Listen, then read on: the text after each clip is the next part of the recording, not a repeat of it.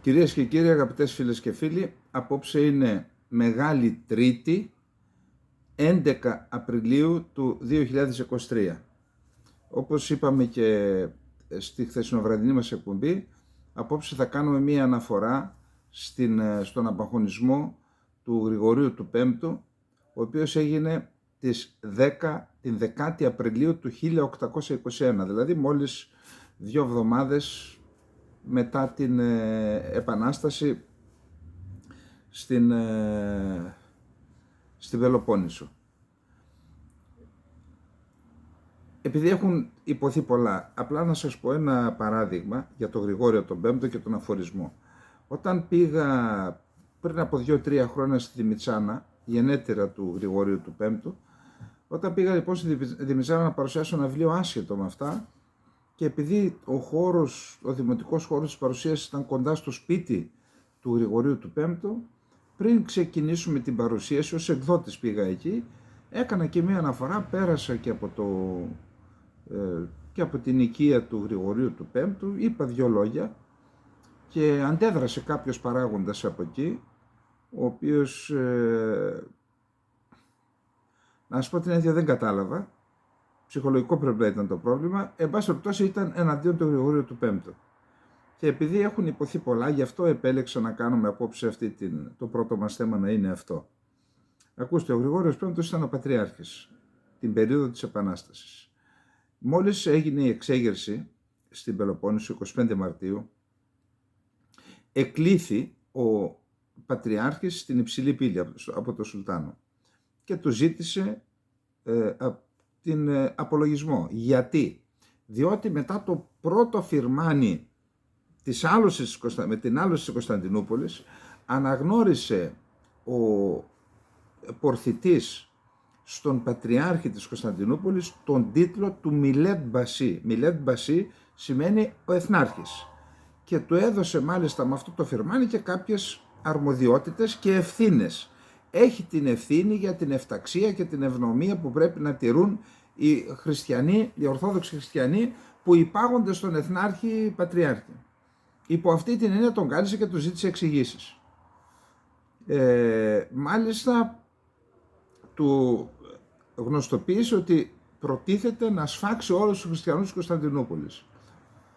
Ζήτησε δε σχετική γνωμοδότηση και από τον ηγέτη των μουσουλμάνων, τον Σεουχουλ Ισλάμι, έτσι λεγόταν, ο οποίος επειδή δεν προβλέπεται κάτι τέτοιο από το Κοράνι, και εκείνον λέγεται ότι τον απαγχώνησε και εκείνον ο Σουλτάνος. Εν πάση περιπτώσει, εκεί είναι γεγονός ότι αφόρησε τους επαναστάτες ο Γρηγόριος ο Πέμπτος,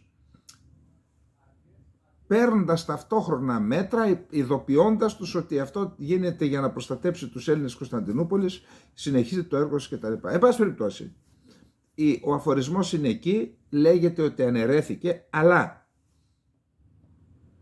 και με βάση τουρκικές πηγές και με βάση αυτά που θα διαβάσουμε τώρα, διαπιστώθηκε ότι τελικώς ο πραγματικός αρχηγός της Επανάστασης, η Μεγάλη Αρχή, ήταν ο Πατριάρχης. Το διαπίστωσε ο ίδιος ο Σουλτάνος. Το έχω διαβάσει σε τουρκικές πηγές ότι εισέβαλαν μέσα στο Πατριαρχείο, που δεν είχαν εισβάλει ποτέ στο αρχείο, και βρήκαν επιστολές του Πατριάρχη σε Μητροπολίτες, όπου τους έδινε οδηγίες, θα δείτε παραπάνω τι λέει ο ίδιος ο Σουλτάνος, οδηγίες για την Επανάσταση. Και με βάση αυτό αποφάσισε να τον απαγχωνίσει στην κεντρική πύλη του Πατριαρχείου, τον άφησε να κάνει την λειτουργία του Πάσχα, την Αναστάσιμη δηλαδή ακολουθία, έκανε το Πάσχα και μετά τον κρέμασε. Τον άφησε 3 μέρες εκεί να τον προπυλακίζει το σκήνωμά του, το λείψανό του ο κόσμος. Στη συνέχεια λέει ότι το πούλησε σε 3 Εβραίους, οι οποίοι το περιέφεραν στην πόλη, υπάρχουν και τα ονόματά τους, και μετά το πέταξαν στο Βόσπορο, το περισυνέλεξε ένας Έλληνας καπετάνιος, το πήγε στην Οδυσσό, Ρωσία ήταν τότε, στην Οδυσσό το έθαψαν στο ναό της Αγίας Τριάδας και 50 χρόνια μετά το έφεραν στην Ελλάδα, και σήμερα το λείψανο του Γρηγορίου του Πέμπτου βρίσκεται στην Μητρόπολη των Αθηνών, μέσα σε μαρμάρινη Λάρνακα. Επειδή λοιπόν έχουν υποθεί πολλά και στιγματίζουν αυτόν τον εθνομάρτυρα, θα διαβάσω μόνο 2 κείμενα. Την έκθεση που έστειλε ο Ολλανδός διπλωμάτης προς το βασιλιά της Ολλανδίας τότε, λίγες μέρες μετά τον απαγχωνισμό του, αλλά και την ίδια το σημείωμα που έκανε ο ίδιος ο Σουλτάνος για το θέμα. Πάμε λοιπόν. Έγραφε ο Ολλανδός διπλωμάτης Γκασπάρ Τέστα τις 13 Απριλίου του 1821 στην έκθεση που υπέβαλε στο βασιλιά της Ολλανδίας. Ο αρχηγός ούτως της εκκλησίας, ονόματι Γρηγόριος, είχε εξελεγχθεί ως συνένοχος και κύριος υποκινητής της ονομοσίας των Ελλήνων. Άρα, αφού τον απαγχώνησαν γι' αυτό, γιατί αν έκανε τα κέφια του Σουλτάνου και τον αφορισμό, γιατί να τον απαγχωνήσουν, το αναγνώρισαν αυτό. Γεννημένος εν Πελοποννήσο και επιθυμών κατά τον καλύτερον τρόπο να αποκρύψει το παιχνίδι του από τους οφθαλμούς της κυβερνήσεως, εννοεί του Σουλτάνου, είχε καταστεί, λένε, εγγυητής υπέρ του Μητροπολίτου Πατρών, του Γερμανού, του παλαιόν πατρών Γερμανού, υποκινητού της Επαναστάσεως της Πελοποννήσου. Πιστοποιηθήσεις της συμμετοχής του δια σαφών αποδείξεων και εγγράφων, αυτό που σας είπα δηλαδή, βρήκαν επιστολές. Ο Σουλτάνος του επέβαλε την ποινή, την οποία επέσυρε το κακούργημά του. Ο Ολλανδός ήταν με τους Οθωμανούς, δεν ήταν με εμάς. Η σημαίνει προκήρυξης αναρτηθήσα επί του νεκρού θα πληροφορήσει την εξοχότητά σας περί των κατηγοριών έτεινες τον οδήγησαν εις την αγχώνην, λέει στο βασιλιά του. Τουρκικό ντοκουμέντο. Το έγγραφο του Σουλτάνου για την εκτέλεση του Πατριάρχου Κωνσταντινούπολης Γρηγορίου του Πέμπτου.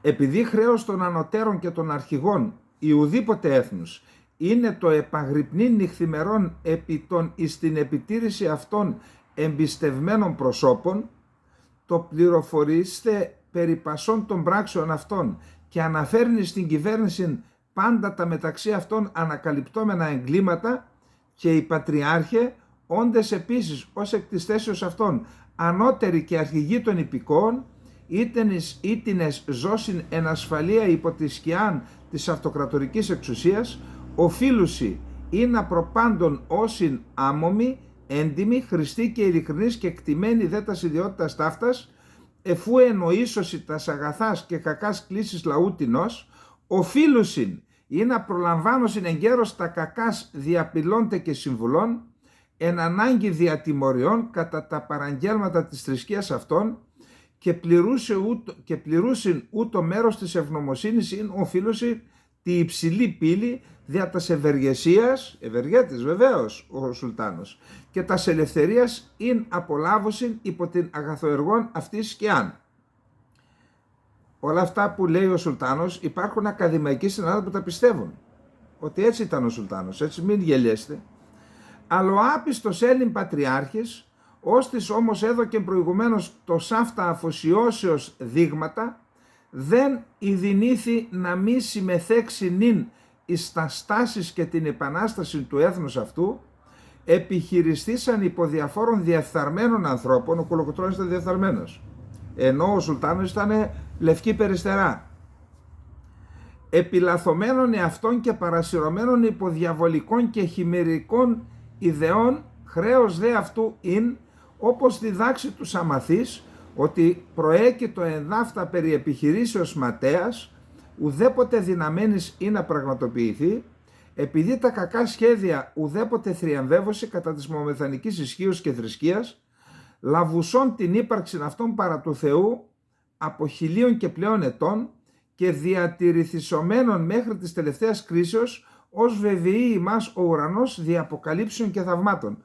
Εννοεί ότι ο Σουλτάνος είχε το χαλιφάτο και λέει εδώ και 1000 χρόνια μας προστατεύει. Άρα μάταιο να επαναστατείτε. Το ίδιο θα μας πούν και τώρα. Μην αντιστέκετε στους Τούρκους, παιδιά, είναι ισχυροί, αλλά να τα βρούμε. Θα δείτε στο τέλος αυτά. Εν τούτης, ενέκα της διαφθοράς της καρδίας αυτού ου μόνον δεν εγνωστοποίησεν, ούτε τιμώρησεν τους απλούς ανθρώπους ήτινες επλανήθησαν, αλλά κατά πάσαν πιθανότητα αυτός ο ίδιος μετέσχεν κρυφίος ως αρχηγός της Επαναστάσεως, ώστε αναποφεύκτος σχεδόν άπαν το ελληνικών έθνος, εν υπάρχουσι πολλοί αθώοι και δυστυχείς υπήκοοι, ουδέ την ελαχίστην ταύτην γνώσιν έχοντες, θέλει καταστραφεί ίσως εκ θεμελίων και καταστεί το αντικείμενο της οργής του Θεού. Όταν η αστυνομία πληροφορήθη περί της Επαναστάσεως και αφού αυτή εγνώστη υπό του κοινού, η υψηλή πύλη υπό μόνης της συμπαθίας προς τους δυστυχείς αυτής υπηκόους ορμουμένη, εζήτησεν ή να επαναγάγει αυτούς δια της γλυκύτητος εις την οδόν της σωτηρίας και διήφθηνεν επί τούτο προς τον Πατριάρχην προσταγήν, διαλαμβάνωσαν διαταγάς και συμβολάς αναλόγους προς τον σκοπόν τούτον, με τα διαταγής προς τον Πατριάρχην, όπως αναθεματίσει πάντα τα μέρη του τόπου, ένθα ο τρόπος ούτως κατέστη αναγκαίος κατά των συμμετασχόντων της Επαναστάσεως υπηκόων. Άρα τον διέταξε να τους αφορήσει.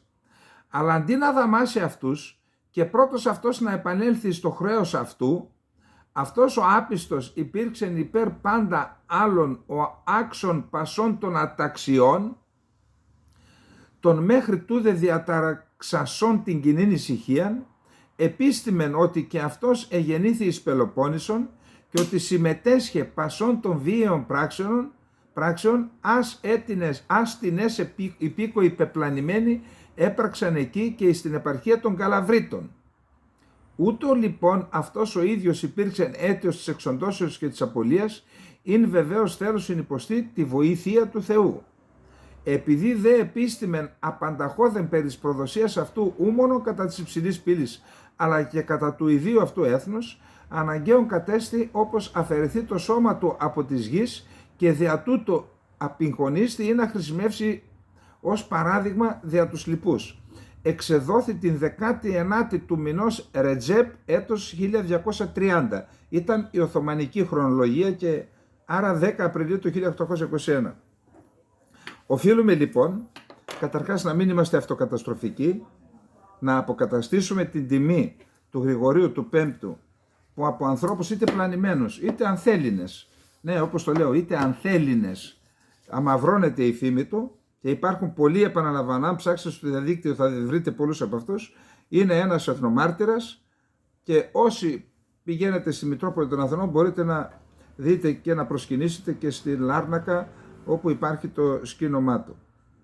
Αιωνία η μνήμη λοιπόν όλων των ηρώων της Επαναστάσεως. Θεωρώ ότι αυτό που διάβασα την προκήρυξη του Σουλτάνου έχει μέσα στοιχεία τα οποία μας είναι πολύ χρήσιμα και για σήμερα. Θα δείτε στο τέλος τι λέει ο Τσαβούσογλου, σαν να τον βλέπω να έχει εμπνευστεί σε εισαγωγικά από αυτό και μας κάνει συμβουλές, μας δίνει στην ουσία. Θα το δείτε μετά. Λοιπόν, πάμε τώρα. Το δεύτερο θέμα μας θα κάνουμε μία αναφορά γενική για τον πόλεμο στην Ουκρανία, γιατί όντως κουράστηκε ο κόσμος. Ο Πριγκόζης δήλωσε σήμερα ότι κατέχει το 80% του Μπαχμούτ και ότι έκανε και κάποιες αναφορές για ότι περίπου 300 έως 400.000 είναι οι Ουκρανοί στρατιώτες που ετοιμάζονται για την αντεπίθεση.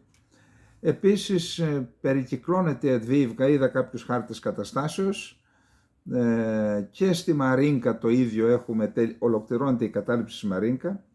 Επίσης, αν θυμάστε, πριν από λίγες μέρες ο Ζελένσκι είχε κατηγορήσει μια ευρωπαϊκή χώρα ότι της έδωσε αντιαεροπορικά συστήματα τα οποία είναι ελαττωματικά. Κατά πάσα πιθανότητα είναι η Ιταλία αυτή. Υπάρχουν προβλήματα στη λειτουργία τους, τώρα διάβασα κάποια πράγματα. Επίσης, με βάση τα στοιχεία που υπάρχουν σε διαρρεύσαντα έγγραφα από αυτά τα περίφημα, θα δούμε μετά για το θέμα, η Βουλγαρία ετοιμάζεται να δώσει μία μοίρα αεροσκαφών MiG-29 στην Ουκρανία. Να πούμε ότι η Βουλγαρία έχει 16 MiG-29 και 14 Sukhoi 25. Διαφορετικού ρόλου είναι τα MiG-29, διαφορετικού τα Sukhoi 25. Πάντως, εάν είναι καλά συντηρημένα, είναι καλά αεροπλάνα και τα δύο και γι' αυτό τα θέλει και η Ουκρανία. Έχει υποδομές και να τα υποστηρίξει και ανταλλακτικά πιστεύω ότι έχει. Και χειριστές φυσικά. Αυτά και για τη Βουλγαρία. Υπάρχουν αντιδράσεις πάνω στη Βουλγαρία. Ο πρόεδρος, ο οποίος ήταν και παλιός πιλότος, λέει ότι όσο είμαι εγώ πρόεδρος δεν πρόκειται να τα δώσουμε. Εν πάση περιπτώσει υπάρχει ένα θέμα εκεί. φαίνεται ότι οι ΗΠΑ προσπαθούν να πείσουν αυτούς που πείθονται εύκολα στη Βουλγαρία να τα δώσουν. Πάντως να πούμε ότι η Βουλγαρία έχει βάλει τα εργοστάσια που έχει παραγωγής βλημάτων και δουλεύουν 3 βάρδιες και στέλνει πυρομαχικά στην Ουκρανία. Αυτό είναι αλήθεια. Επίσης, εκεί διέρευσε, στα έγγραφα που διέρευσε, αναφέρεται στην Αίγυπτο. Εκεί έκανε κανονικά, η CIA έκανε κατασκοπία στην Αίγυπτο, παρακολουθούσε και τον Σίση και τον Υπουργό Πολεμικής Βιομηχανίας και μάλιστα αναφέρεται και μία συνομιλία του Σίση με τον Υπουργό που του δίνει οδηγίες και του λέει: κοίταξε, θα κάνουμε μυστική παραγωγή για να μην εκθέσουμε τη χώρα, λέει, στους δυτικούς, για να στείλουμε αυτά και αυτά. Εν πάση περιπτώσει, προσπαθούν να τα μπαλώσουν τώρα και οι μεν και οι δεν. Γι' αυτό είπαμε ότι έχει δημιουργηθεί πρόβλημα με αυτές τις διαρροές. Επίσης, η Δανία έχει δηλώσει ότι εμείς, λέει, προτιθέμενα να δώσουμε F-16 από αυτά που έχουμε στην Ουκρανία, αλλά δεν θα το κάνουμε μόνοι μας και μονομερός. Θα το κάνουμε όταν το κάνουν μαζί με άλλες συμμαχικές χώρες. Μάλιστα, οριοθέτησε το χρόνο της παράδοσης το καλοκαίρι μετά το καλοκαίρι.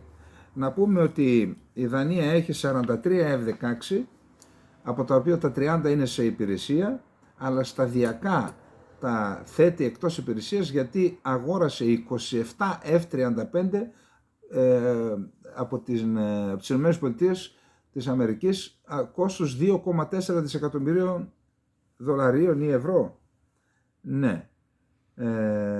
Τώρα, έχουμε και μία δήλωση του διοικητή της FSB, ο οποίος κατηγορεί την Δύση, την Ουκρανία και τη Δύση, ότι θέλουν να προκαλέσουν ένοπλη εξέγερση στο εσωτερικό της Ρωσίας. Λογικό είναι, γιατί δεν φτάσει στον πόλεμο, γίνονται.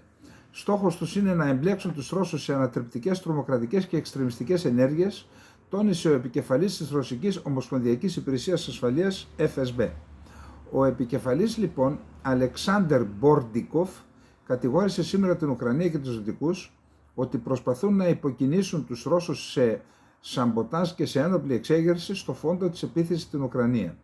Οι Ουκρανικές Υπηρεσίες Ασφαλείας και τα αφεντικά τους στη Δύση εξαπέλυσαν ιδεολογική εκστρατεία και εκστρατεία επιθετικής στρατολόγησης με στόχο τους πολίτες μας, ιδιαίτερα τη νέα γενιά, δήλωσε σύμφωνα με μία ανακοίνωση ο Μπορντικοφ στη διάρκεια συνεδρίασης της Ρωσικής Αντιτρομοκρατικής Επιτροπής. Όπως είπε, η εκστρατεία αυτή έχει στόχο να εμπλέξει τους Ρώσους σε ανατρεπτικές, τρομοκρατικές και εξτρεμιστικές ενέργειες στη Ρωσία. Ο Μπορντικοφ δήλωσε ότι 118 τρομοκρατικά εγκλήματα αποτράπηκαν στη Ρωσία από τον Φεβρουάριο, οι δράσεις των οποίων είναι έφηβοι και νέοι, περιλαμβανομένων ανηλίκων. Οι δηλώσεις αυτές παραπέμπουν σε εκείνες που έκανε την περασμένη εβδομάδα ο ίδιος ο Πούτιν, ο οποίος κατηγόρησε τις δυτικές μυστικές υπηρεσίες ότι ενεπλάκησαν σε τρομοκρατικές επιθέσεις στη Ρωσία. Στις αρχές Μαρτίου ένας διάσημος Ρώσος blogger για στρατιωτικά θέματα, ήταν και στρατιωτικός ανταποκριτής ας πούμε, ο Μαξίμ Φόμιν, γνωστός για την ένθερμη υποστήριξή του στη ρωσική επίθεση στην Ουκρανία, σκοτώθηκε σε βομβιστική επίθεση σε καφέ της Αγίας Πετρούπολης, το οποίο μάλιστα λέγεται ότι είναι ιδιοκτησίας του προέδρου, του ιδιοκτήτη της Βάγνερ. Πολλοί Ρώσοι έχουν επίσης καταδικαστεί πρόσφατα σε βαριές ποινές φυλάκισης για πειρά εναντίον γραφείων που χρησιμοποιούνται για στρατολόγηση στρατιωτών. Άλλοι κρίθηκαν ένοχοι για δημοσιοποίηση ψευδών πληροφοριών ή για δυσφήμιση του στρατού και καταδικάστηκαν σε πολυετής ποινές φυλάκισης. Ο ρωσικός στρατός ήρθε αντιμέτωπος με πολλές πράξεις δολιοφθορών σε στρατιωτικές βάσεις από τότε που ξεκίνησε ο πόλεμος. Άρα, για να τα λέει αυτά ο διοικητής της Ομοσπονδιακής Υπηρεσίας Εσωτερικής Ασφάλειας, πάει να πει ότι υπάρχει πρόβλημα. Αλλιώς δεν θα τα έλεγε. Και ότι πρέπει να πούμε ότι και η Υπηρεσία Πληροφοριών της Ουκρανίας παρακλάδι της ΚΑΓΚΕΜΠΕ είναι. Ότι μεθόδους χρησιμοποιούσαν και χρησιμοποιούν οι Ρώσοι, χρησιμοποιούσαν και χρησιμοποιούν οι Ουκρανοί. Άρα έχουν αποτελεσματικότητα, το βλέπουμε και από ορισμένες ενέργειες. Επίσης να πούμε ότι υπάρχουν εκτιμήσεις ότι η ρωσική οικονομία θα έχει 0,3 ανάπτυξη το 2023, δηλαδή δεν θα έχει αρνητικούς ρυθμούς ανάπτυξης, που δείχνει ότι έχει μια κάποια ανθεκτικότητα τουλάχιστον προς το παρόν. Διότι λένε ότι σε βάθος χρόνου θα αντιμετωπίσει προβλήματα. Τώρα, ένα περίεργο δημοσίευμα, το οποίο θα το διαβάσουμε, αλλά διατηρώ κάποιες επιφυλάξεις. Δημοσιεύτηκε σε πολωνική εφημερίδα. Να δούμε εδώ πέρα τώρα που είμαστε Λοιπόν, δημοσιεύτηκε σε πολωνική εφημερίδα και λέει ότι στην πρόσφατη επίσκεψη και σε προηγούμενα και στην πρόσφατη επίσκεψη του Ζελένσκι στην Πολωνία, ο Ζελένσκι, για να εξασφαλίσει, ή μάλλον οι Πολωνοί ζήτησαν αντάλλαγμα από τον Ζελένσκι για να τον συνεχίσουν να στηρίζουν, γιατί είναι η χώρα πιο ένθερμος υποστηρικτής της Ουκρανίας στον πόλεμο απέναντι στη Ρωσία. Ζήτησαν ανταλλάγματα. Ποια είναι τα ανταλλάγματα? 3 περιφέρειες της Ουκρανίας, αυτές που συνορεύουν δηλαδή, να αρθούν τα σύνορα και στην ουσία να πάνε σε μια διαδικασία ενσωμάτωσης στην Πολωνία. Αυτό είναι το συμπέρασμα. Για να δούμε λοιπόν το ζήτημα της παραχώρησης εδαφών της Δυτικής Ουκρανίας στην Πολωνία ως αντάλλαγμα για την παροχή στρατιωτικής βοήθειας στο πλαίσιο της αναμενόμενης ουκρανικής αντεπίθεσης. Υποστηρίζουν πολωνικά ΜΜΕ ότι βρέθηκε στο επίκεντρο των συνομιλιών που είχαν πρόσφατα στη Βαρσοβία ο πρόεδρος της Πολωνίας Αντρέι Ντούντα και ο Ουκρανός ομόλογός του Βολοντιμίρ Ζελένσκι. Αν και το σενάριο φαντάζει εξωπραγματικό και απίθανο, και εγώ δεν το πιστεύω, το ρωσικό πρακτορείο ειδήσεων ΤΑΣ επικαλείται τον δημοσιογράφο Μαρέκ Γκάλας. Τον έψαξα, βρήκα κάποια πράγματα, δεν βρήκα στα αγγλικά τίποτα, όλα στα πολωνικά ήταν, αλλά δεν είχα χρόνο να κάνω αυτόματη μετάφραση. Επικαλείται λοιπόν τον δημοσιογράφο Μαρέκ Γκάλας από το πολωνικό NDP, ο οποίος υποστηρίζει ότι ο Ουκρανός πρόεδρος Βολοντιμίρ Ζελένσκι, κατά την πρόσφατη επίσκεψή του στη Βαρσοβία, υποσχέθηκε τις δυτικές επαρχίες της Ουκρανίας ως αντάλλαγμα για τη βοήθεια της Πολωνίας στην Ουκρανική αντεπίθεση.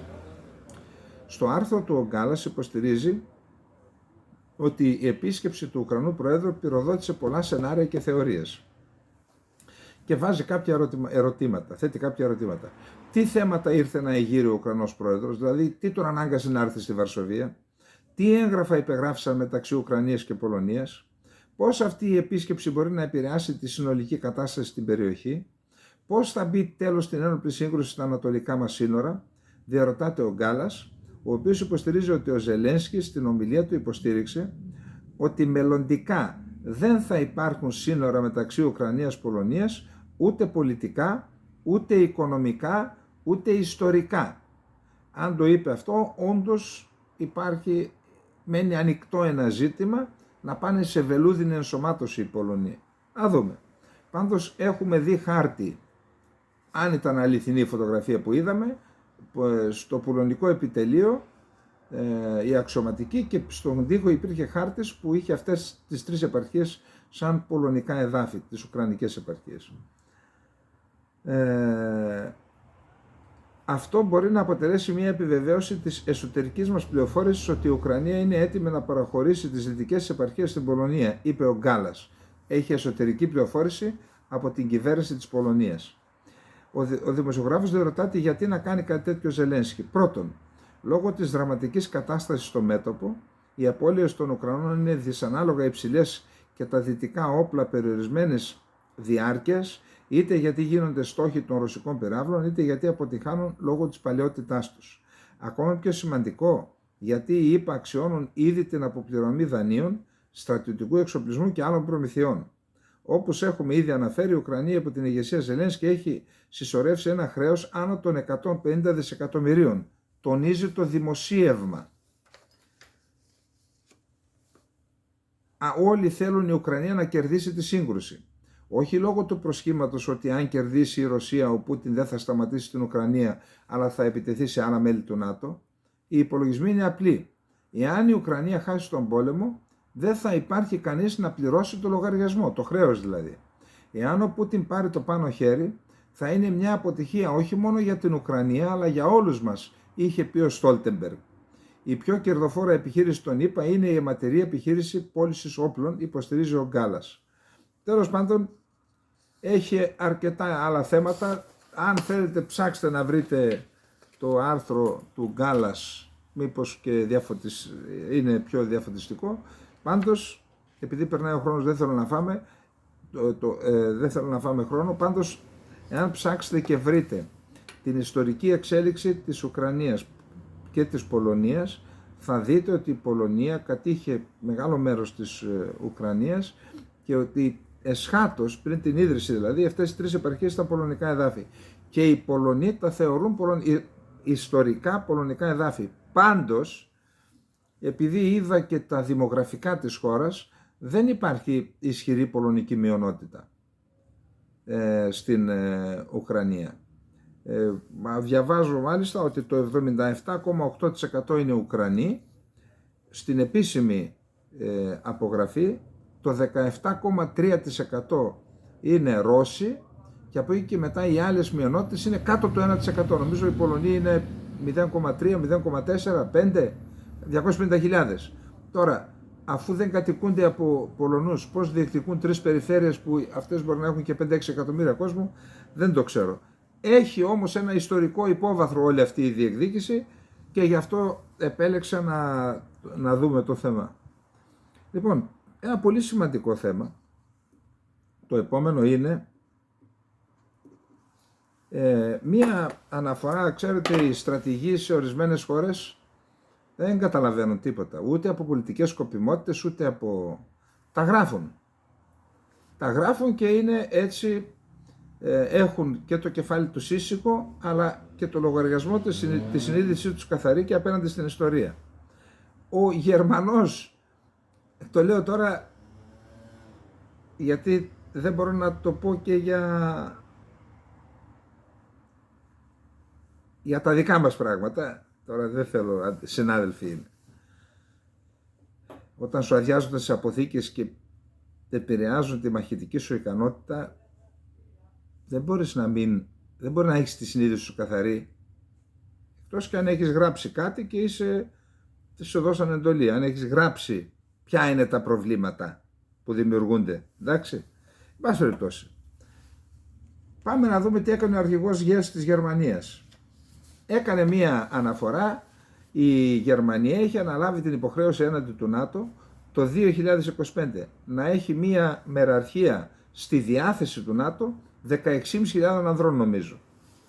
Έρχεται λοιπόν τώρα ο αρχηγός του ΓΕΣ σε υπηρεσιακή αναφορά που κάνει στο Αρχηγείο των Ενόπλων Δυνάμεων της Γερμανίας και λέει, εγώ δεν μπορώ να είμαι έτοιμος το 2025, δεν μπορώ να ανταποκριθώ στις υποχρεώσεις που αναλάβαμε όλοι μαζί. Γιατί?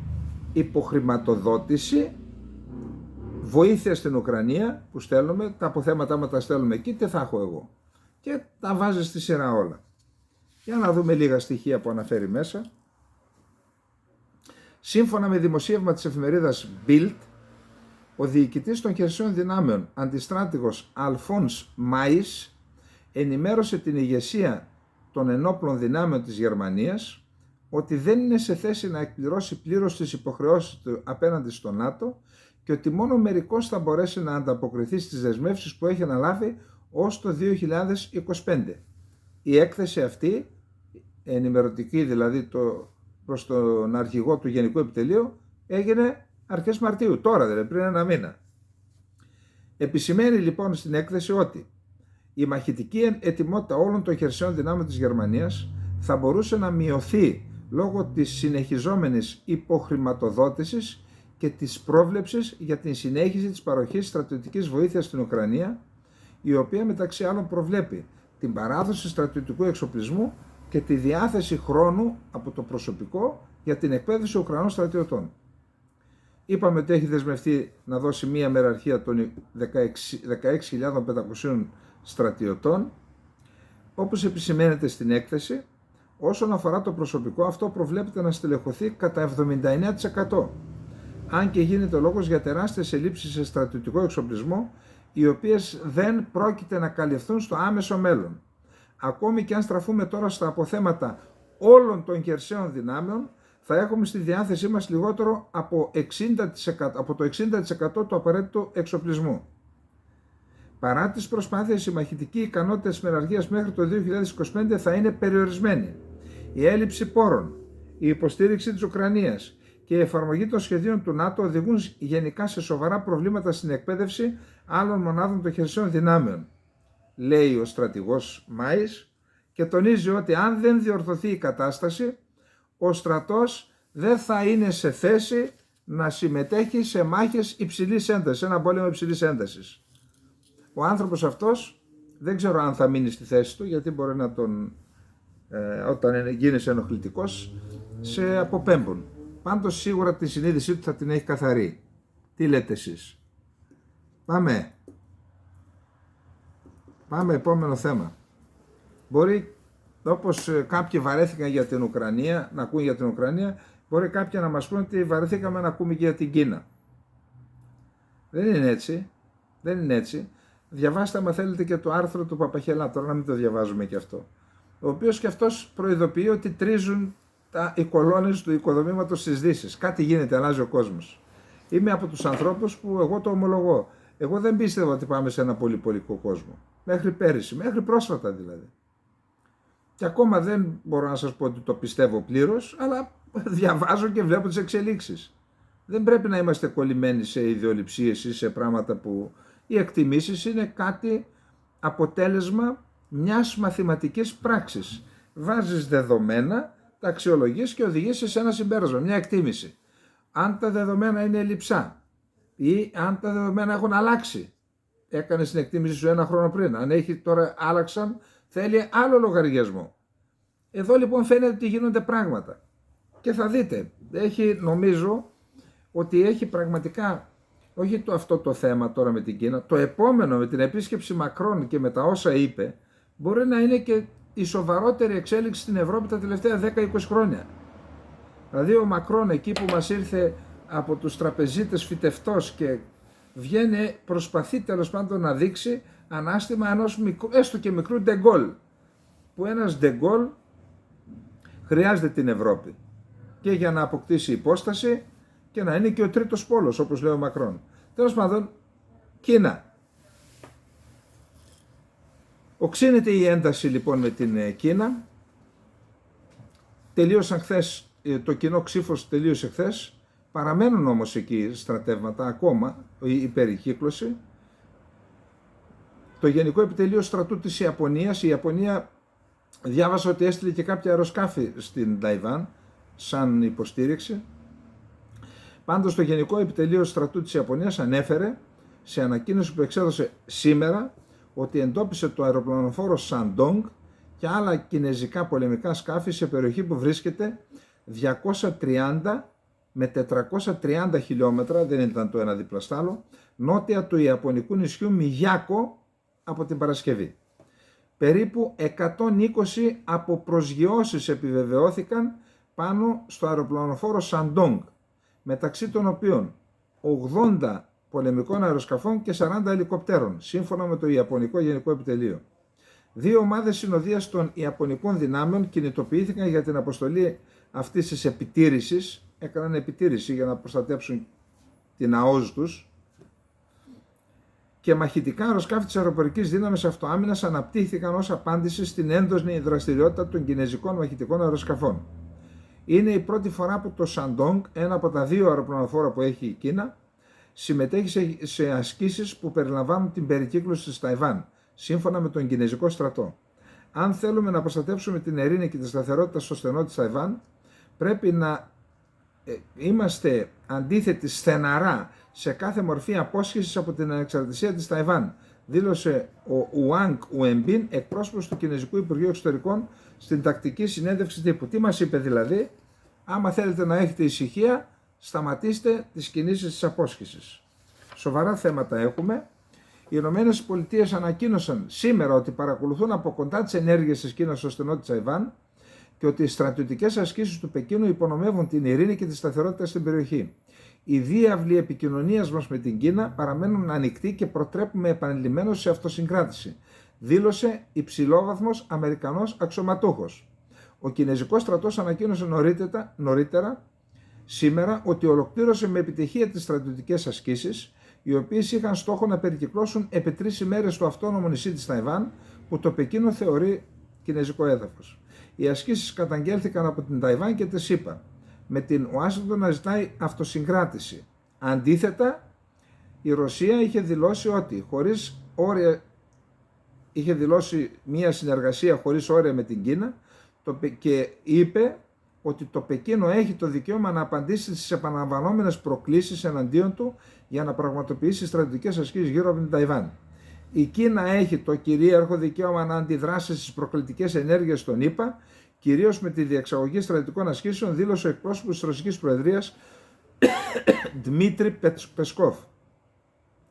Ο Μπλίνκεν θα πάει αυτές τις μέρες στην περιοχή, θα πάει στο Βιετνάμ, γιατί μπορεί κάποτε να είχαν κακές σχέσεις με το Βιετνάμ, τώρα όμως θέλει να έχει τουλάχιστον να την κρατήσει έξω από μια συμμαχία με την Κίνα η Αμερική. Τώρα είχαμε και μια δήλωση της Προέδρου της Ταϊβάν. Τα στρατιωτικά γυμνάσια της Κίνας προκαλούν αστάθεια στην Ταϊβάν και στην περιφέρεια και αποτελούν ανεύθυνες ενέργειες για οποιαδήποτε μεγάλη χώρα, κατήγγειλε σήμερα η πρόεδρος Τσάι Ινγκ Γουέν μετά την ανακοίνωση του Πεκίνου ότι ολοκληρώθηκαν οι τριήμερες ασκήσεις. Λοιπόν, αυτά έχουμε με την Κίνα. Απλά να πούμε, στο ίδιο θέμα είμαστε, ότι οι Ηνωμένες Πολιτείες της Αμερικής αρχίζουν σήμερα άσκηση μεγάλης κλίμακας με τις Φιλιππίνες, που είναι η μεγαλύτερη άσκηση που έχει γίνει ποτέ στην ιστορία του κράτους των Φιλιππίνων. Είναι μεγάλη χώρα στην περιοχή με στρατηγική αξία, έτσι. Και τι άσκηση είναι αυτή, για να δούμε γρήγορα. Συμμετέχουν 18.000 στρατιώτες, γίνεται στην Νότια Συνική Θάλασσα, ονομάζεται Μπαλικατάν, που στα φιλιππινέζικα σημαίνει δίπλα-δίπλα, μαζί δηλαδή οι Ηνωμένες Πολιτείες Αμερικής και Φιλιππίνες, και γίνεται ως απάντηση στην άσκηση της Κίνας. Αυτή είναι η πρώτη φορά που τα ετήσια γυμνάσια μεταξύ ΗΠΑ και Φιλιππίνων πραγματοποιούνται επί προεδρίας Φερντινάντ Μάρκος Τζούνιορ, ο οποίος θέλει να έχει καλές σχέσεις με την Ουάσιγκτον, διότι ο προηγούμενος ο Ροντρίγκο Ντουέρτε τις είχε διακόψει σχεδόν τις σχέσεις. Οι Υπουργοί Άμυνας και Εξωτερικών των Φιλιππίνων πρόκειται να συναντηθούν αργότερα με τους Αμερικανούς ομολόγους τους στην Ουάσιγκτον. Μετά την άσκηση θα πάνε στην Ουάσιγκτον. Θα συμμετέχουν 12.200 Αμερικανοί στρατιώτες, 5.400 Φιλιππινέζοι και λίγο περισσότερο από 100 Αυστραλοί, οι οποίοι έχουν και αυτοί συμφέροντα στην περιοχή. Αυτά λοιπόν και για την Κίνα. Να πούμε ότι ο Λούλα επισκέφτεται στις 14 του μηνός την Κίνα, έχει κάνει δηλώσεις, θα σταθεί στο πλευρό του Πεκίνου για να τελειώσει ο πόλεμος στην Ουκρανία. Να θυμίσουμε ότι ο Λούλα είπε στον Ζελένσκι, έλα δώσε την Κριμαία και να τελειώσει ο πόλεμος. Πάντως δήλωσε ο Λούλα ότι θα καλέσει τον Σι Τζινπίνγκ να επισκεφτεί τη Βραζιλία και του ζητάει επενδύσεις στη Βραζιλία. Παρεμπιπτόντως να πούμε ότι υπάρχει ένα άρθρο του Bloomberg, τι πρώτα να πούμε, που λέει σύντομα η Κίνα θα πάψει να έχει ανάγκη την τεχνολογία της Δύσης, δηλαδή καθίσταται αυτοδύναμη. Κρατήστε το και αυτό. Λοιπόν, τώρα, στο στόχαστρο έχουν βάλει τον Μακρόν και οι Αμερικανοί και οι Γερμανοί. Εδώ θεωρώ ότι είναι το σοβαρότερο θέμα μας, όχι για σήμερα, των τελευταίων ημερών ή και μηνών θα έλεγα. Το σοβαρότερο θέμα είναι αυτό. Αυτό με τις κινήσεις του Μακρόν, που μπορεί να το έκανε για τα 130 πόσα Boeing που αγόρασαν οι Κινέζοι και για άλλους εμπορικούς λόγους, αλλά έχει και βαθύ πολιτικό νόημα. Λοιπόν, τα σχόλια, ο Μακρόν θέλει οι ΗΠΑ να σώσουν την Ευρώπη από τη ρωσική επιθετικότητα, αλλά προφανώς παίρνουν όρκο ουδετερότητας απέναντι στην κινέζικη επιθετικότητα στον ειρηνικό.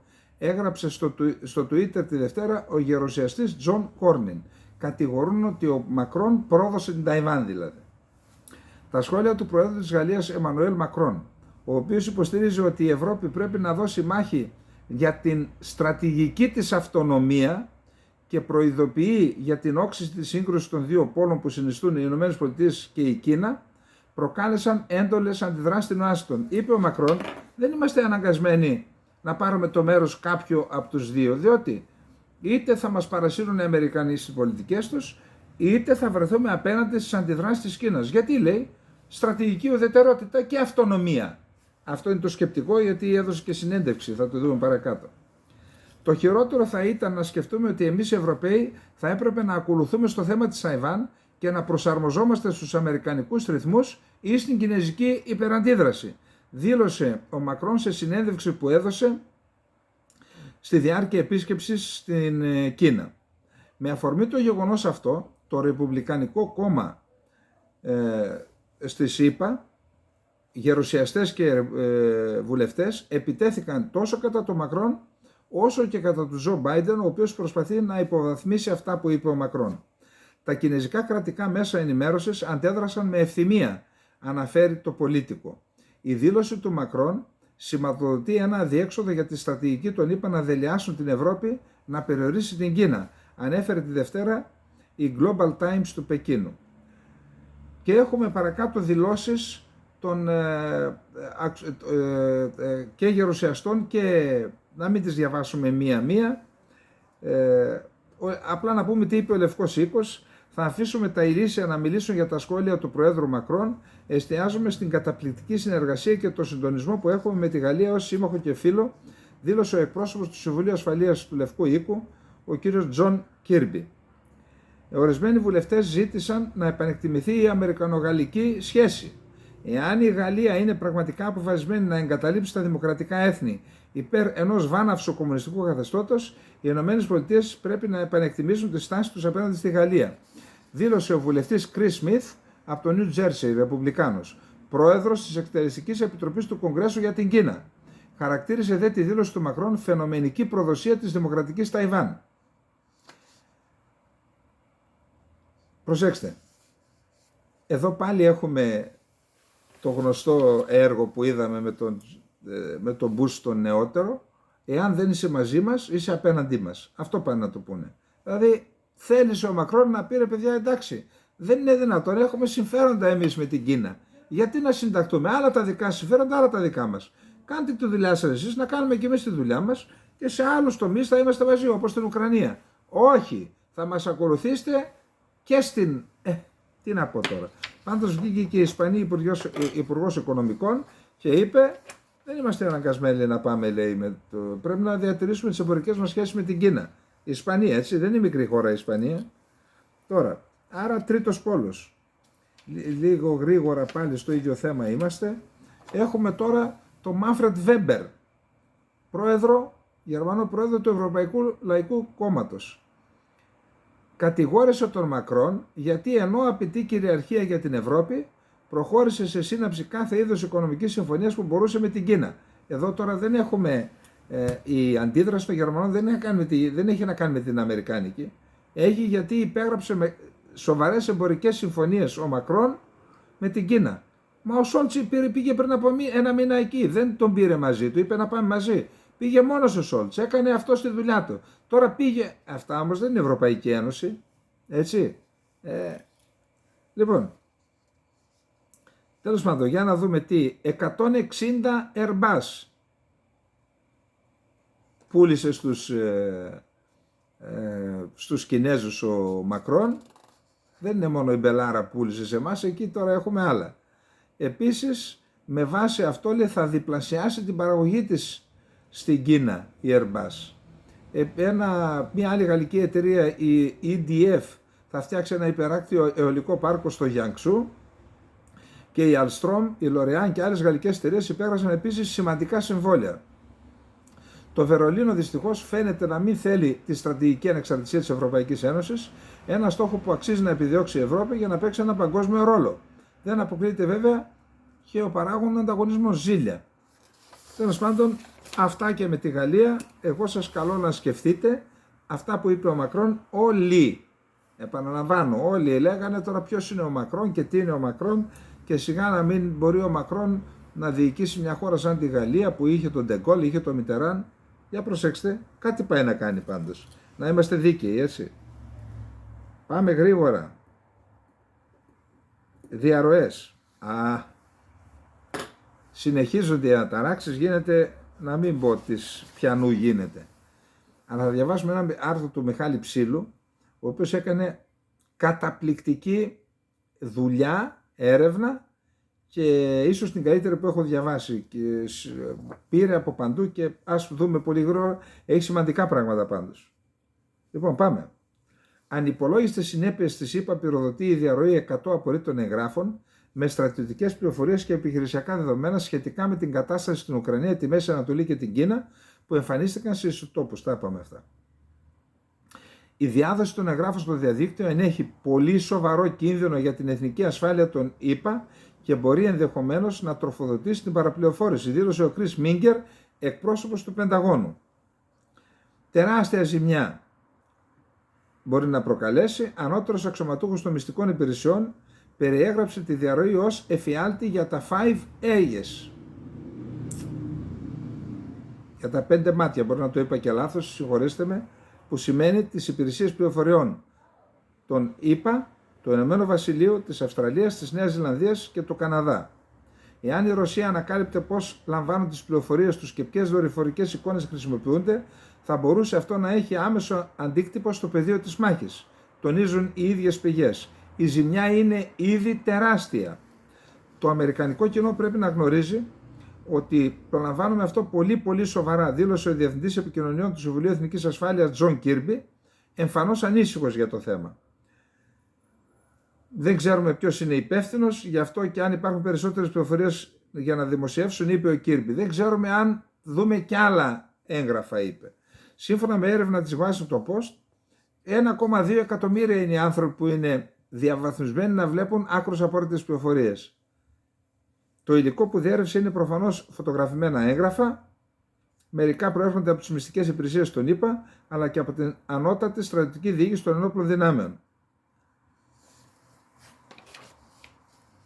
Η διαρροή θα μπορούσε να αποδυναμώσει τις διπλωματικές σχέσεις των ΗΠΑ με τους συμμάχους τους.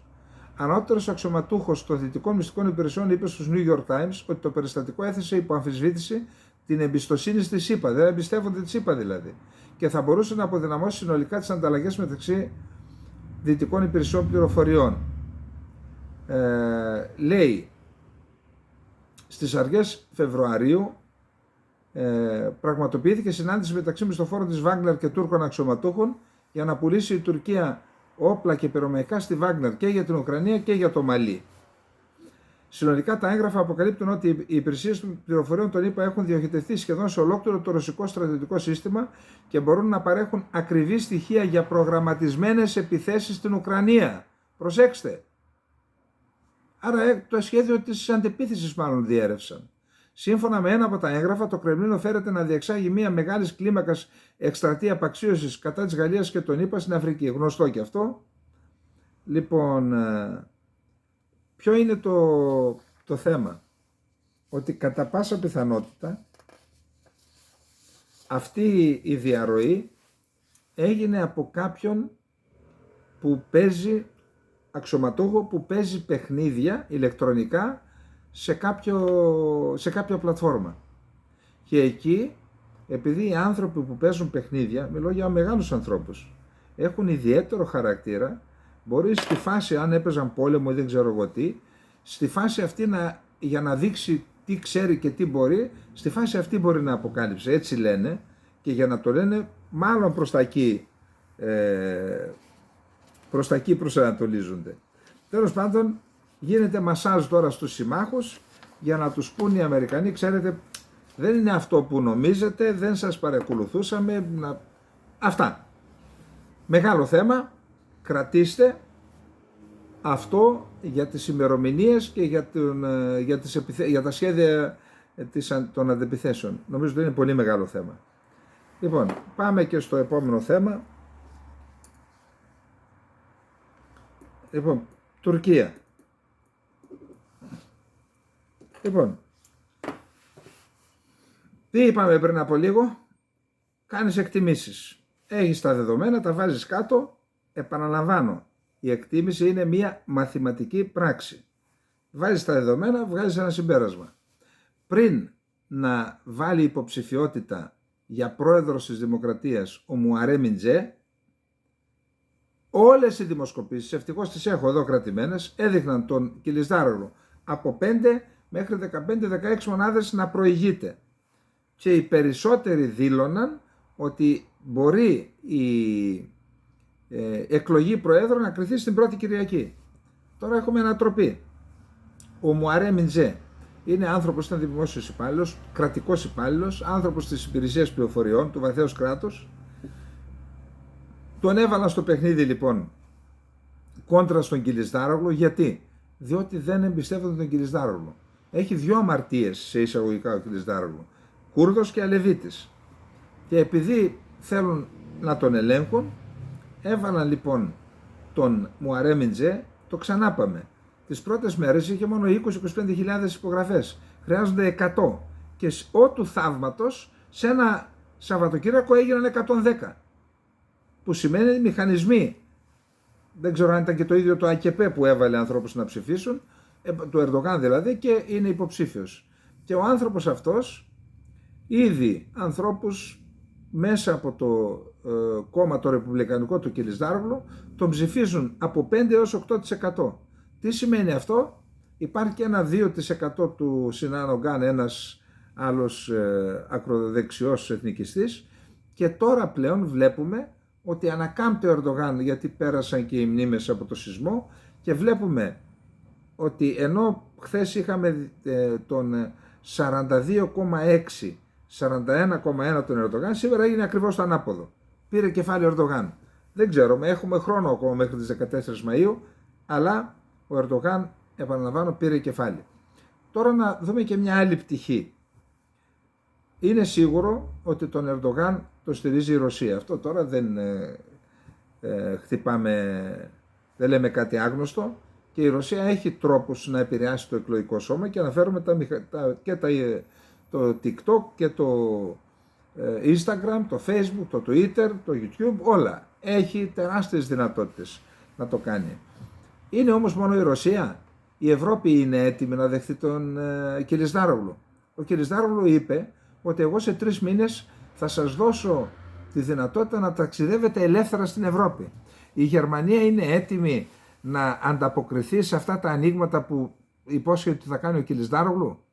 Δηλαδή να δώσει ελευθερία διακίνησης σε 80 εκατομμύρια πολίτες της Τουρκίας στο έδαφος της, όπου ήδη τα 3-3,5 εκατομμύρια Τούρκων πολιτών τις δημιουργούν, δεν είναι μόνο πρόβλημα, βοηθούν στην οικονομία, αλλά τις δημιουργούν και προβλήματα. Μπορεί να δεχθεί 10 εκατομμύρια Τούρκους στο έδαφος της? Δεν ξέρω. Γι' αυτό λοιπόν, εάν η Ευρώπη πει ότι δεν στηρίξει τον Κιλισδάρογλου, τότε αυτό θα είναι στην ουσία στήριξη του Ερντογάν. Θα δούμε, έχουμε χρόνο μέχρι τις εκλογές. Πάντως ο Ερντογάν συνεχίζει να βγάζει άσους από το μανίκι. Ο χθεσινός ήταν το Ανατολού, το ελικοπτεροφόρο, αεροπλανοφόρο, μοναδικό στον κόσμο, διάφορα. Εδώ είδα και στην Ελλάδα κάποια προπαγανδιστικά εις βάρος μας, δηλαδή το μοναδικό αεροπλανοφόρο στον κόσμο που είναι για drones και μη επανδρομένα, έτσι το παρουσιάζουν. Εντάξει. Να πάμε λοιπόν τώρα στο επόμενο θέμα. Αυτά για την Τουρκία, δεν έχουμε τίποτα άλλο. Έχουμε μια συνέντευξη του Τσαβούσουλου, θα είναι το 10ο θέμα μας αυτό. Να πάμε στο επόμενο θέμα που είναι η Κύπρος. Είπαμε και χθες ότι η Κύπρος αποκτά,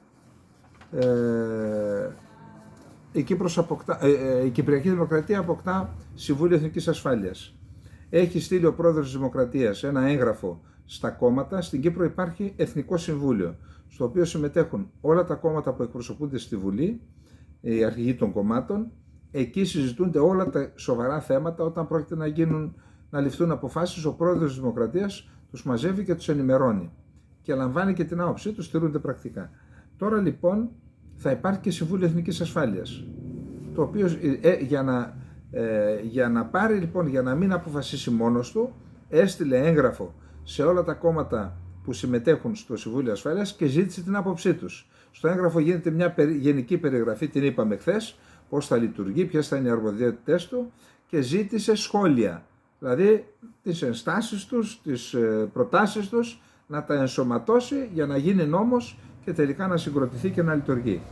Ελπίζουμε ότι παρότι η Κύπρος σκείται μακράν, ελπίζουμε στην Ελλάδα να παραδειγματιστούν από αυτό το πληγωμένο κράτος που λέγεται Κυπριακή Δημοκρατία και να κάνουν τα σωστά βήματα σε αυτή την κατεύθυνση. Πάντως συνεχίζονται και στην Τουρκία και στα κατεχόμενα οι αναταράξεις για την παρουσία του υποβρυχίου του Αμερικανικού στο λιμάνι της Λεμεσού και υπάρχουν θέματα που θα μπορούσαμε να πούμε, δεν έχουμε χρόνο τώρα πάντως είναι τραγικό αυτό που συμβαίνει, να είναι στα κατεχόμενα αμερικανικός οπλισμός, άρματα, εντάξει πυροβόλα τα αντικατέστησαν με δικά τους τώρα, αλλά υπάρχει αμερικανικός οπλισμός στο στρατό κατοχής, η Τουρκία να έχει αμερικανικά αεροπλάνα, η Κυπριακή Δημοκρατία να έχει υποστεί εμπάργο από το 1987 αν δεν κάνω λάθος, να έρει το εμπάργο η Αμερική, προσέξτε, για αμυντικά όπλα, για όπλα τα οποία είναι για την άμυνα της χώρας, για να μην καταλάβουν και το υπόλοιπο νησί δηλαδή οι Τούρκοι, να έρχεται ένα υποβρύχιο στη Λεμεσό και η Τουρκία να φοβάται ότι η Κυπριακή Δημοκρατία με τους εξοπλισμούς που κάνει θα επιτεθεί στα κατεχόμενα και γιατί να μην επιτεθεί, στρατός κατοχής, και ότι η παρουσία του υποβρυχίου αλλάζει τις ισορροπίες στην περιοχή. Δηλαδή η Τουρκία έχει κατοχυρώσει ότι θα πρέπει να μείνει ΕΣΟΗ ως δύναμη κατοχής εκεί. Ξέρετε γιατί? Γιατί της δώσαμε εμείς αυτό το μήνυμα. Υπάρχει ένα καταπληκτικό άρθρο του Φίβου Κλόκαρη, του στρατηγού, ένα δυνατό μυαλό ο κύριος Κλόκαρης, ήταν στον Ελλαδικό στρατό, μετά την αποστρατεία του υπηρέτησε και κάτω και έγινε και για ένα φεγγάρι υπουργός άμυνας. Αναφέρεται στη Κοινοτική Διζωνική Ομοσπονδία που λέει ότι είναι η ταφόπλακα του ελληνισμού. Θα δούμε αν έχουμε χρόνο κάποια άλλη στιγμή να το διαβάσουμε. Πάμε στο τελευταίο μας θέμα. Επειδή μας κατηγορούν ορισμένοι, λέει είστε βολοκρινιάριδες και γιατί θα χτυπάς την κυβέρνηση, το λένε οι νεοδημοκράτες. Καμιά κυβέρνηση δεν χτυπάμε. Τα σωστά σωστά και τα λάθος λάθος. Εδώ λοιπόν πήγαν και έπεσαν στην παγίδα που τους έστησαν οι Τούρκοι, δεν ξέρω, μπορεί και οι Αμερικανοί. Δηλαδή λένε ότι η κυρία Μπούρα και ο κύριος Καλίν έστησαν ένα μηχανισμό, μας πληροφορεί ο Καλίν, για την αποκλιμάκωση, εξομάλυνση των σχέσεων. Με το σεισμό αυτό επιταχύνθηκε και πήγε ο Δένδιας, δεν ξέρω τώρα ποιανού ιδέα ήταν, να ενημέρωσε τον Πρωθυπουργό, δεν τα ξέρουμε αυτά, και υποσχέθηκε στην Τουρκία ότι θα υποστηρίξει την υποψηφιότητα για τον Διεθνή Ναυτιλιακό Οργανισμό. Εγώ δεν πιστεύω ότι υπάρχει ένας άνθρωπος στην Ελλάδα που το υποστηρίζει αυτό, αν ξέρει τα πραγματικά δεδομένα. Τι πραγματικά είναι αυτό που έκανε η ελληνική πλευρά. Δηλαδή, είμαστε Ευρωπαϊκή Ένωση, η Ευρωπαϊκή Ένωση έρχεται σε επαφή με την Κύπρο, με τον πρώην Υφυπουργό Ναυτιλίας, ο οποίος τι λέει? Έχω ντοκουμέντα που έστειλαν και σε μένα και στην κυβέρνηση, να υποδείξει έναν υποψήφιο, τον Δημητριάδη δηλαδή, η Κυπριακή Δημοκρατία, για να έχει η Ευρώπη τη θέση του Γενικού Γραμματέα. Και αντί αυτού η Ελλάδα, αντί να υποστηρίξει αυτό, στηρίζουμε την Τουρκία. Και η Ευρώπη υποχρεώνεται τώρα να στηρίξει τη Φινλανδία, που είναι ασθενής, δεν έχει ψήφους η Φινλανδία. Η Κύπρος με την Ελλάδα θα ήγει, γιατί έχουμε τους εφοπλιστές. Επηρεάζουν πόσες χώρες. Αυτό λοιπόν πώς θα το εξηγήσει κανείς? Και μάλιστα λέει, δεν μπορούσαμε, λέει, αυτή την ευκαιρία να την αφήσουμε να πάει χαμένη, είπε ο Δένδιας. Είπε και άλλα. Τώρα, ελάτε να δούμε τι είπε ο Τσαβούσογλου. Ο Τσαβούσογλου θέλει λύση πακέτο με την Ελλάδα και επιμένει να ρίχνει ευθύνη στην Ελλάδα. Είναι άτολμη, λέει, και δεν αποκλείεται να γίνεται κανένα ατύχημα. Οπότε γρήγορα, άμα είναι να το κάνουμε, ελάτε να το κάνουμε. Τι? Ο Υπουργός Εξωτερικών της Τουρκίας, Μevlut Τσαβούσογλου, θυμήθηκε όλα τα θέματα πάλι με την Ελλάδα. Ναι, μεν υπάρχει, λέει, θετική ατμόσφαιρα, αλλά δεν ξέχασε να πει ότι υπάρχουν νησιά στο Αιγαίο, των οποίων η κυριαρχία είναι αμφισβητή, δεν ξέρουμε σε ποιον ανήκουν. Άκουσαν. Άκου θράσος. Υπάρχουν ένα σωρό προβλήματα, ανέφερε, που δεν αρκεί να λυθεί μόνο ένα. Πρέπει να λυθούν όλα ως πακέτο. Να το, για να δούμε τώρα, συμφώνησε κάτι τέτοιο η ελληνική κυβέρνηση? Επανήλθε στη γνωστή θέση της λύσης πακέτο και των πολλών θεμάτων και μάλιστα εδώ μετά από πολλά χρόνια ο Τσαβούσογλου προέκρινε τη λύση του Διεθνούς Δικαστηρίου, αλλά όχι μόνο για ένα θέμα, για όλα, όπως είπε. Γιατί δεν έχει νόημα κατά την άποψή του να λυθεί μόνο ένα ζήτημα, όπως η υφαλοκρηπίδα, ενώ υπάρχει το θέμα του εναέριου χώρου, των υπερπτήσεων και των χωρικών υδάτων. Μάλιστα ανέφερε ότι η Ελλάδα το συζητάει το θέμα αυτό. Το συζητάει να πάμε πακέτο. Ο Τσαβούσογλου είπε ότι τώρα πρέπει να λυθούν όλα αυτά τα θέματα. Τώρα που η ατμόσφαιρα μετά τους σεισμούς και μετά τα τέμπη παραμένει θετική. Δείχνει και λέει ότι η Αθήνα είναι άτολμη, είναι πιο άτολμη και δεν αποκλείεται να γίνει εντωμεταξύ κάποιο ατύχημα και να χάσουμε την ευκαιρία. Σαν να μας λέει το κάνω εγώ το ατύχημα. Ωστόσο ο Τσαβούσογλου έδειξε πάλι την Αθήνα ως πιο άτολμη να λάβει πολιτικά ρίσκα. Η Άγκυρα δείχνει να θέλει να εκμεταλλευτεί αυτό το κλίμα, ίσως γιατί θεωρεί ότι τώρα η διάθεση για αμοιβαίες υποχωρήσεις είναι πιο ζεστή και το timing ιδανικό. Αμοιβαίες υποχωρήσεις, γιατί πού υποχωρεί η Τουρκία? Ο Υπουργός Εξωτερικών της Τουρκίας δεν απέκλεισε πάντως ακόμα και το ενδεχόμενο ατυχήματος, όσο δεν λύνονται αυτά τα προβλήματα. Είπε, Θεός φυλάξει, μπορεί να συμβεί. Εν τέλει όλα μπορούν να συμβούν. Γι' αυτό συνέστησε να συνεχιστεί το μορατόριο τους επόμενους μήνες, αν και κατηγόρησε την Ελλάδα ότι το παραβιάζει συνεχώς. Ο Τούρκος Υπουργός αναφέρθηκε και στις τουρκοαμερικανικές σχέσεις και το θέμα των F-16, σε αντίθεση με τον Ερντογάν, ο οποίος δεν θέλει καν να δει στα μάτια του τον Αμερικανό πρέσβη. Ο Τσαβούσογλου αναγνώρισε ότι ο πρέσβης της Αμερικής στην Άγκυρα καταβάλει προσπάθειες για να πιέσει το Κογκρέσο υπέρ της Τουρκίας, αλλά στο τέλος ο Τσαβούσογλου είπε ότι η Αμερικανική κυβέρνηση πρέπει να παρέμβει δραστικά στο... Λοιπόν, τι αποδεικνύεται εδώ? Αποδεικνύεται πρώτον ότι η Ελλάδα διέπραξε στην ουσία μία πισόπλατη μαχαιριά στην Κύπρο, την εγκατέλειψε, υπόψη ότι η Τουρκία επεξέτεινε το εμπάργκο στα κυπριακά πλοία. Δεν επιτρέπει, επειδή είναι μέρος της συμφωνία για τα σιτηρά, σε κυπριακά πλοία να περνάνε τα στενά και να φορτώνουν σιτηρά. Προκαλεί τεράστιο πλήγμα στη σημαία της Κύπρου, διότι αν είμαι πλειοκτήτης και δεν μπορώ να είμαι αποκλεισμένος και χάνω εκατομμύρια, φεύγω από την Κύπρο και πάω αλλού. Καταλάβατε? Εμείς στηρίξαμε αυτή τη χώρα που πλήττει ευθέως τα συμφέροντα της Κύπρου. Να πούμε ότι ο Ερντογάν θα πάει στις 16-17 του μηνός στα κατεχόμενα να κάνει φιέστα στο παράνομο αεροδρόμιο και επίσης γίνεται και μια άσκηση νοτίως της Κύπρου, αεροναυτική της Τουρκίας. Αλλά εκεί δεν θέλει μορατόριο εκεί πέρα, εδώ είναι το μορατόριο. Εν πάση περιπτώσει εδώ εγώ θέλω να πω ή μάλλον να διαρμηνεύσω αυτό που βλέπω στην ελληνική κοινωνία και απευθύνομαι κυρίως στους Έλληνες της Κύπρου. Επειδή διαβάζω ότι κλονίζεται η εμπιστοσύνη τους απέναντι στην Ελλάδα. Και με το δίκαιο τους, γιατί αυτά που συμβαίνουν στην Κύπρο έχουν τεράστιες ευθύνες και η ηγεσία της Ελλάδας. Και ξέρετε, όταν είσαι σε ένα τέτοιο νησί ή με κατεχόμενο και έχεις ανάγκη κάπου να στηριχτείς και γι' αυτό, επειδή ακριβώς το στήριγμα δεν είναι στέρεο στο κράτος της Ελλάδας, πολλοί, παρότι η Αγγλία είναι η πηγή όλων των κακών, τους βλέπουμε ότι πάνε στην Αγγλία και εκεί βρίσκουν αποκούμπι.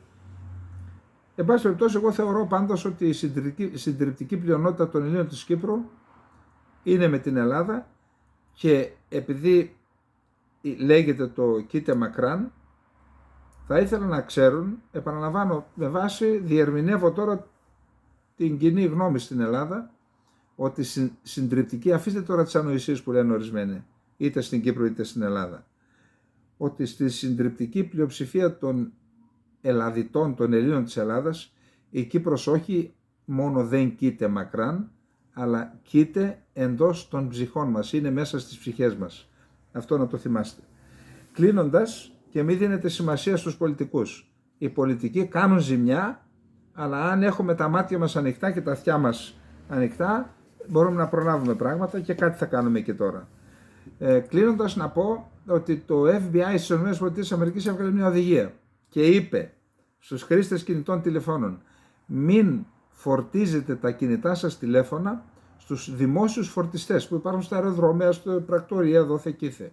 Να αποφεύγετε να τα φορτίζετε, γιατί αυτά μπορεί να έχουν μολυνθεί από διάφορους που έχουν το λογισμικό, διεισδύουν μέσα στα τηλέφωνά σας και μπορεί, επειδή βλέπω όταν πάω να πάρω κανένα καφέ, βλέπω πολλοί παίρνουν το κινητό και αντί για κάρτα βάζουν το κινητό.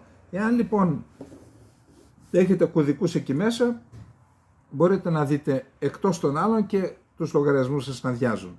Γι' αυτό το δικό σας φορτιστή αναζητήστε μια μπρίζα, φορτίστε, να τον έχετε πάντα μαζί σας, όχι σε φορτιστές, σε δημόσιους φορτιστές. Λοιπόν, αυτά είχαμε να πούμε για απόψε. Εύχομαι καλή Μεγάλη Τρίτη, αν και είναι περασμένα, αργά προβάλλεται η εκπομπή μας. Καλή Μεγάλη Τρίτη, καλή υπόλοιπη Μεγάλη Εβδομάδα. Καλή νύχτα.